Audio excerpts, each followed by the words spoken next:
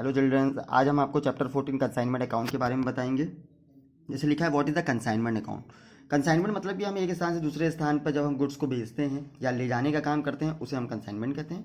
One person may or send goods of the another person, यानी कि एक person जब दूसरे पर्सन को गुड्स सेंड करता है या लाइक एजेंट के रूप में for a selling then on the behalf of risk, और उसकी जो सेलिंग होती है वो बिहाफ उसमें रिस्क ज़्यादा होता है on the behalf of a one person, first person. The person sending the goods is the owner of goods and the person is the whose those goods are sent is the agent, यानी कि जो person goods भेज रहा होता है उसे हम honour कहते हैं और जो रिसीव कर रहा होता है गुड्स को वो आपका कहलाता है एजेंट।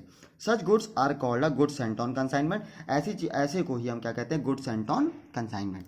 अब क्या होता है कि डिफरेंस बिटवीन सेल और कंसाइनमेंट, यानी कि बेचने और कंसाइनमेंट में दोनों में अंतर क्या होता है।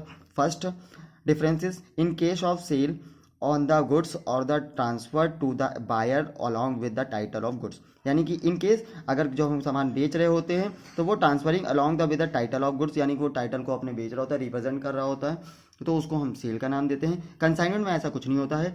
In case of consignment only goods और the transaction but the title of the goods remaining with the commission till account the sold out, यानी कि इसमें कुछ नहीं होता है। इसमें नॉर्मली जो भी रिमेन्स आपका गुड्स कंसाइनर जो सोल्ड आउट कर देता है उसी चीज़ को ही हम रिमेन कर देता है consignor till the sold out.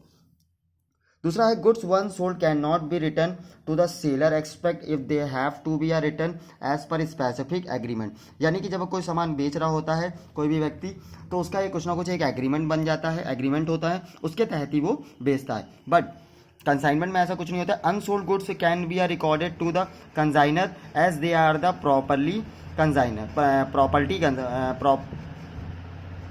Property of consignor. कोई भी अनसोल्ड गुड्स जो भी होता है can be are return to the consignor, आप रिटर्न करता है कोई भी तो वो नॉर्मली आपके प्रॉपर्टी को वापस कर रहा होता है कंसाइनर के थ्रू, ठीक है। Goods lost after a sale and the delivery being a made to a buyer, the buyer will be a suffer the loss. जो गुड्स इंसान बेच रहा होता है, सेल बेच रहा होता है, अगर लास्ट में डिलीवरी करते टाइम या वो ख़रीदता है, बायर ख़रीदता है, और कभी कभी क्या होता है कि अगर कोई नुकसान हो जाता है तो वो उस नुकसान को भी वो क्या करता है, वहन कर जाता है, यानी रिस्क होता है और उसे वो नुकसान भी कभी कभी उठाना पड़ जाता है। बट कंसाइनमेंट में ऐसा कुछ नहीं होता क्योंकि मालिक ही बेच रहा होता है और एजेंट को अगर कोई सामान खराब हो जाता है तो एजेंट उसे वापस कर देता है। When goods are lost in the transit in the consignment, अगर कोई सामान रास्ते में टूट फूट जाता है the loss will be become by consignor, तो ये सारा लॉस जो है वो कंसाइनर यानी कि मालिक कंपनी का वही सब कुछ वहन करेगा, ठीक है बच्चों। ये आपका सेकंड क्वेश्चन रहा।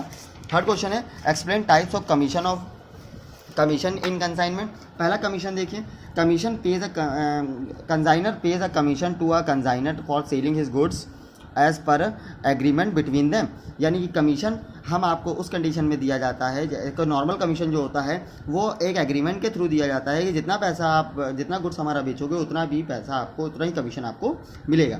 दूसरा होता है del creditor commission, when consignor takes a responsibility of the realisation of amount from the debtor in case a credit sale but buyer is a paid a specific commission which is called a del creditor commission. जैसे कि कोई भी agent अगर किसी व्यक्ति को उधार माल बेचता है और उसको वसूलने की भी जिम्मेदारी उस एजेंट की होती है, तो उसको बेचने और उसके वसूलने की जिम्मेदारी से जो काम करता है उसके रूप में जो कमीशन दिया जाता है वो आपका डेल क्रेडिटर कमीशन कहलाता है। Explain normal loss and normal loss. Normal loss जैसे कि आपको समझ में आ गया कि नॉर्मल लॉस जिसे हमें पता होता है कि रास्ते में एक स्थान से दूसरे स्थान तक हमारे इतना गुड्स खराब हो जाएगा, वो नॉर्मल लॉस है।